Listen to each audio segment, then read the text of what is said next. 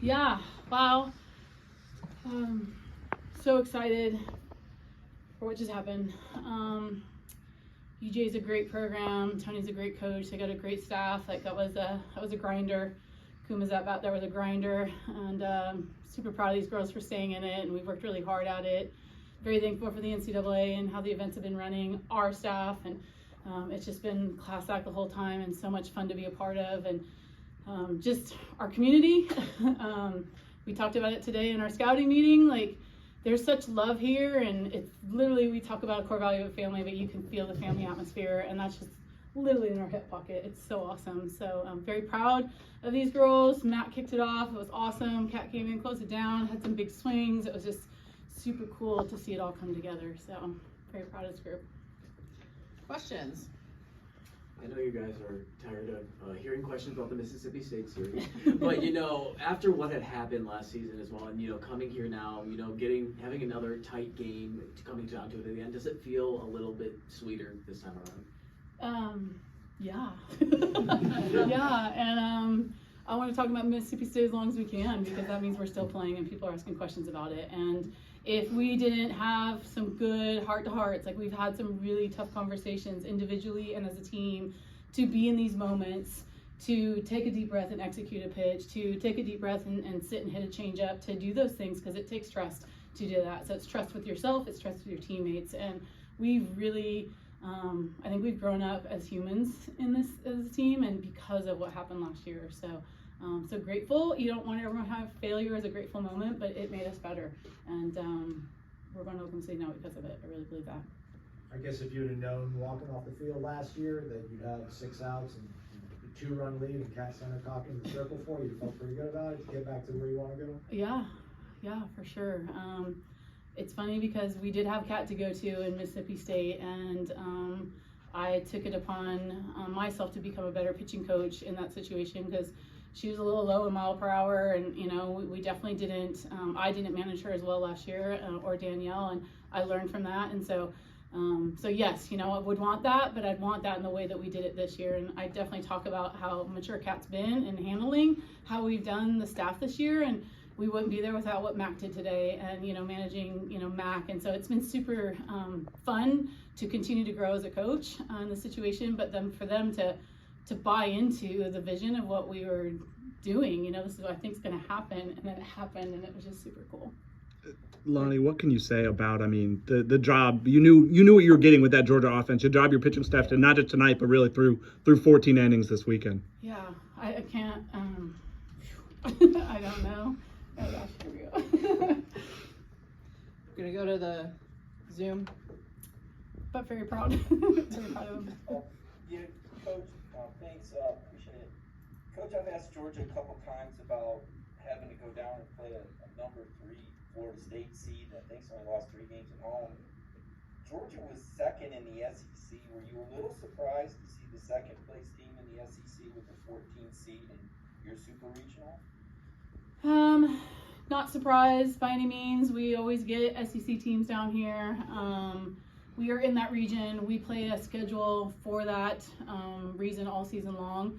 We know that it's going to be a tough regional and a tough super regional. So I did comment earlier, I was surprised on our regional seeding, but I think I gave myself to midnight and then I was over it and moved forward. And I think, adversity is what we're built on and what we talk about a lot. So yeah, you just got to bear down and get it done. And like I said, if you're playing teams like Georgia and you're winning, we're doing something that's going to prepare us for where we want to go. And if you win a national championship, you're going to be playing a lot of really good teams. So that's just a stripe on our chest right now for some grittiness to win and beat a really tough ball club. To follow up, Coach, can I ask you about scheduling and how this seeding works? And obviously, I'm working this from a Georgia angle for them to finish second and be a 14th seed. What are some things that you take into consideration when you schedule? And what are some things that lead to the seeding process from your experience?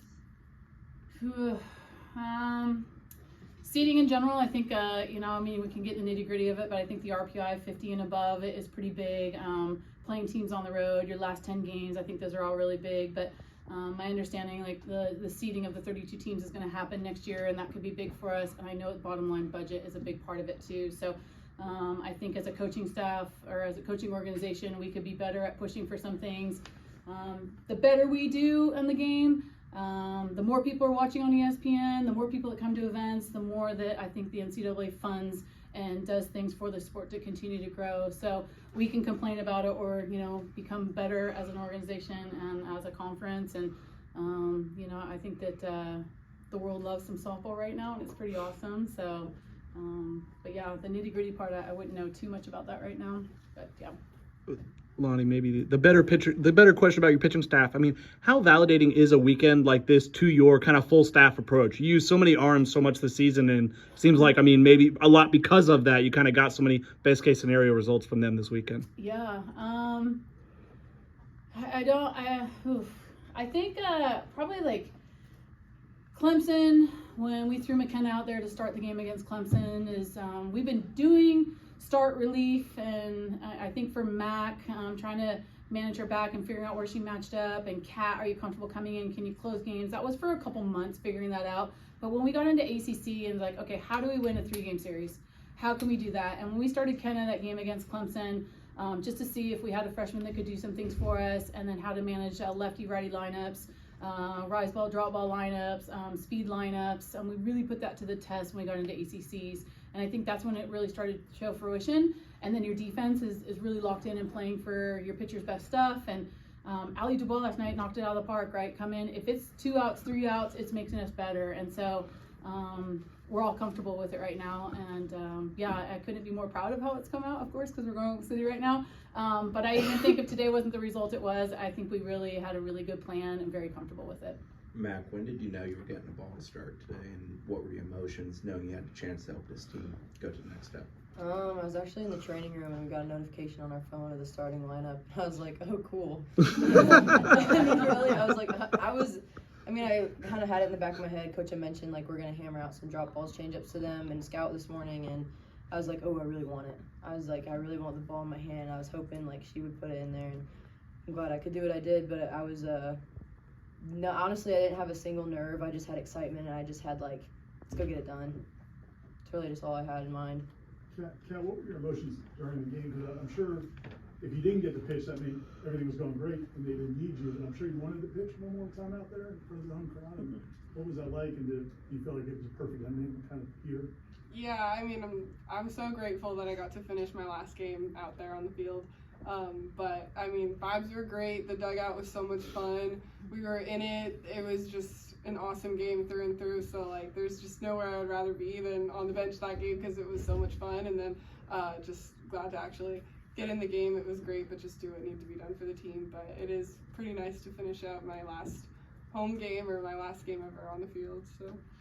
I know that third inning starts out with you guys getting 2 runners on, but then you only plate 1 run. There's 2 outs. There's runners on second and third.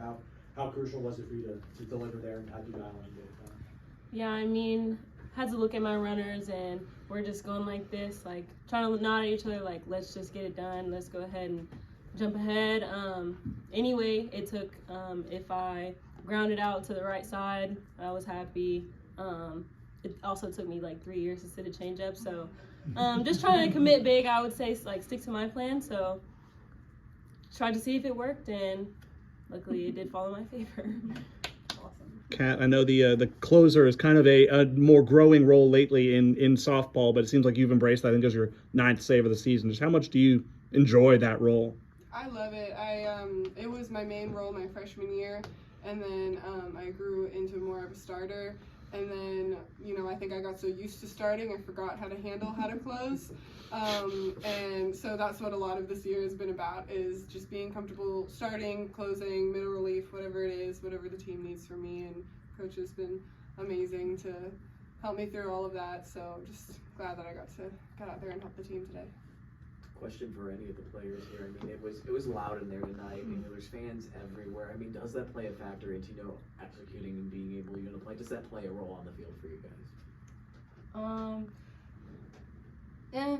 Sometimes like when you hear the K time, so like that got really loud, and like when the first time it happened with a crowd like that pitching out there tonight, I had to take another breath, and like that's what we practice and execute all the time, is like our breathing, calming ourselves down, and executing that one pitch. So I think that without all that help with like Coach and Ellie and practicing like our mental performance, like it goes a long way, and it just showed even more so tonight. But overall, like, I wouldn't say the noise was bad. It was just more like, this is our home, this is where we want to compete, and this is what we want to be doing in front of a crowd like this. So if anything, it helps us for Oklahoma City. What Jack really wanted to ask was, did Sydney Sherrill make a difference in the crowd? She definitely did. She is phenomenal. I love her. Lonnie, you guys piece together a team every year. You know, you bring in sometimes new pieces and turning pieces, and you never know how it's always going to fit. Like, how gratifying is this for the way it's fit? Yeah. I mean, I think the biggest thing is, you know, you see Sid and Danielle here, and it's funny, in 2017, like, we had an amazing run, we had an amazing season, and we won a championship in 2018 because of 2017. So I think we're going to Oklahoma City because of last season and lessons we learned. So gratifying in the sense of, like, pieces together, but, like, they all knew what last year felt like, you know, and then we have 2 seniors that, you know, can't go on. And so, like, just I think the feeling, like I told Sid, she's a huge part of today. You know, I think Danielle, a huge part of today. So gratifying in that sense that, you know, we're doing it for you, and then we're also doing it for us and for the program. But the pieces, for sure. I mean, Mack's been put in so many situations, and sometimes, like, it's a lot. And then to see her relax today, and the reason why I didn't tell her is because she would think about it all day long, you know? So I knew that, hey, here's the ball, go get him. And Mack does exactly, like, you tell her what to do, she's an amazing teammate, an amazing player, and she goes and does it, and was so relaxed and comfortable doing it. And so, and Kat knew, we have the lead, you're gonna go in, you know? And it's like, she's eyeing you up right now, like, I'm ready, I'm going. Like, you know, it's just so cool that the pieces are coming together, and we all know how to help each other through those moments, and that was a lot from last season. Mack, I know you've played a lot of college softball too, but Kat, as kind of the leader of that pitching staff, just how valuable is she, and just on a day-to-day basis? Oh gosh, how valuable is she? I don't think you can even answer that question. Like, she's invaluable. She led this team last year, obviously in the circle and as a leader on the team when Danielle was pitching, but this year she's taken on a whole new role. She's done it selflessly, and the pitching staff could not be more grateful for her, because we're not making it to Oklahoma City if Kat doesn't put aside a lot of some of those bigger accolades she could be having. She doesn't put aside a little bit of her ego, and she's just taken on this role, an honestly very impossible role, but she made it look easy. Kat has single-handedly helped this pitching staff grow as a whole, and a family and a unit, and understand our roles as individuals, and she's taken off with this leadership role. Thank you is not enough of a word to say to Kat, and I think about this a lot. And she talked to me before I went in today, and she told me, like, these hitters are going to make you uncomfortable. You just go do your thing out there. And she was excited for me. Like, Kat was excited for me to go out there and pitch, and that's when you know you have someone right there in your hip pocket who loves you and wants you to be successful. She's awesome. I love her. Any of the players, any or all the players, just can you talk about the emotions of getting to go back to the World Series? I mean, you've been out there before, but what's the emotions? I think the emotions are high. I think for me, like, I'm super excited to, like, bring the people that haven't been, so, like, the sophomores and the freshmen. I think it's going to be a great experience for them, also for us as well. Even, like, Mack that hasn't been yet, like, I think it's going to be a great experience for us, and I think we're all excited. Kalei, I'm not a coach because I know nothing about softball, but I'd imagine that scouting you guys is tough because you've got so many people who can step up. It's not like one person you have to hold down because somebody else could do it. How big a deal do you think that is for your success, that a bunch of people can, on any given night, come through for you? Yeah, for sure. I mean, we talk about it takes all 22 of us, even the starters and non-starters. I mean, it's Amaya, once Amaya gets, or Michaela walks, Amaya comes on, like, that's huge. She's stealing another base. It could be Autumn at times. Like, it can be anybody off the bench. I mean, it's really cool to, like, know that it could be anyone. Like, it doesn't have to be me. It doesn't have to be Kat to, like, win the game. It could literally be anyone. So I think that's really cool that we're super deep in our staff and our team in general. Kat, you shared a hug with Lonnie at home plate after the initial team celebration. What does it mean for you knowing your career is going to end out there with her, that this is the final chapter? I mean, it's amazing. It's every senior's dream to end their career in Oklahoma City. But yeah, I mean, Coach always comes up to me after the game and she's got tears in her eyes and she wants to make me cry too. But I'm just so grateful to play my last game at this field. I mean, like, this fan base, this coaching staff, my teammates, they have just watched me grow up and become the person that I am today. And like, it's just, I mean, Florida State softball, like, is just the most amazing thing that I've ever done in my entire life. So just to play my last home game is very emotional, but I'm just so grateful to end with a W and to be here and just, I mean, I'm just so grateful. Lonni, when you guys went out to Oklahoma earlier this year, you took them around some of the stuff and incorporated with the World Series. Why did you do that? How important is that for young ladies who haven't been there before?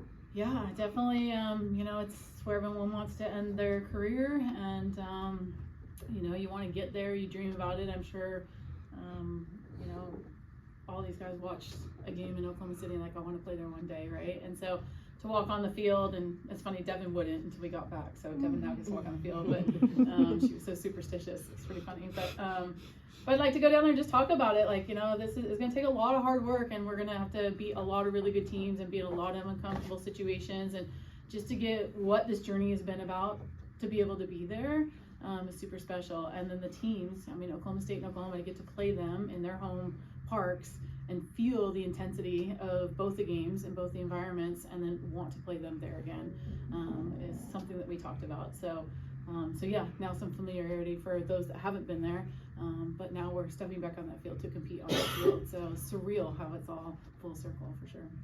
Lonni, the Georgia coach described this atmosphere as one as little girls want to be a part of. Yep. I mean, what does it feel like, you know, having opponents come in here and, you know, make comments like that, realize what the atmosphere is around here? You know, I guess, how does it feel with the reputation that Florida State has? Yeah, I mean, very prideful. You know, I joke about that we have a lot of bake sales, you know, to the things that we're doing, but you know, these guys, huge part of it, our alumni, huge part of it. Like, we're very blue collar family program. You know, we work for a lot of this, and you know, it's fun that the administration has, you know, recognized, and the scoreboard and the decking and all the cool things, but yet we still have this like really cool chairs out there at 8:30 this morning on the street, and the whole, you know, parking garage is full, and you know, it's just it's a festival. It's like a softball festival at Florida State, and it's just a really neat environment, a very unique environment. So and I know Tony had talked to me about that, you know, like, this is something special. And you know, I think sometimes money isn't everything, right? It's like all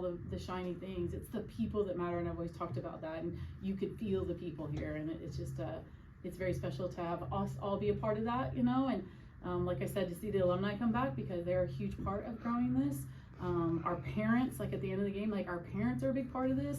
We had alumni parents back this weekend. Like, it's super cool that they feel like it's home. Time for a couple more. Coach, could you, you're supported by a really strong staff.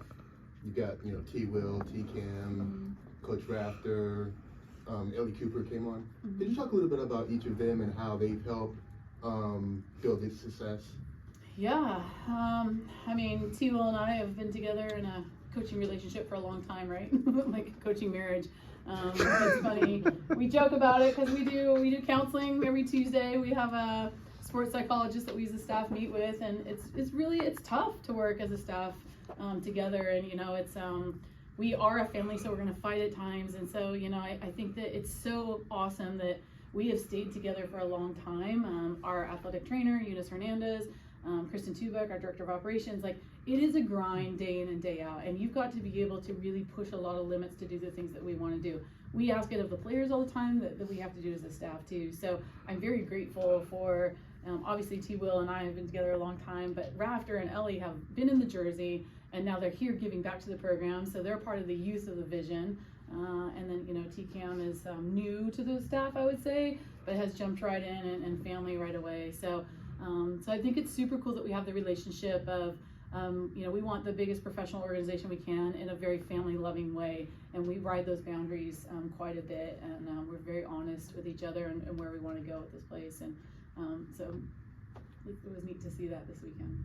Mack, I know you've been here a couple of years, but can you talk a little bit about the decision to come here and how much of it, this opportunity, having this game today, and what you guys are going to do next, like, how much of that was part of the decision to come? So to start that, was very interested in Florida State. I didn't really know who they were, like, early in my college career, and then I was introduced to them, like, the idea, and I was like, oh, like, they need a first baseman, they'd like some pitching, some hitting. I was like, okay, cool, like, would be awesome if they wanted me to come there. I actually go to Oklahoma City 2 years ago, and I get to see them play, and I'm like, wow, I want to be here, I want to play here, and I want to play on this team. So I'm like, I have to go home, and I have to wait around, and I'm still watching them play, and I'm like, wait, I have to wait for a call. And I'm like getting really antsy, and I'm like at home, like getting nervous. I'm like, they're still playing, are they gonna call me? So I'm like sitting at home, and I'm doing all this, and eventually I get a phone call from T. Will and telling me like I'm gonna receive a call from Coach in a few days, and my whole world, like I was like, wow. Like even just the opportunity to talk to Coach and T. Will, and like the opportunity that they offered me to come and visit this university, and then come and have my official visit and like fall in love instantly with the coaching staff. I met a few of the players on my visit. I loved the campus. I loved the atmosphere, the culture. Literally every single thing was bigger, but it wasn't just bigger and better. It was more in depth. There was a family tree behind everything, and there was so much love, and the fan base here is phenomenal. So just that taking that step was huge, and I know that I could not have made a better decision. One more? You good?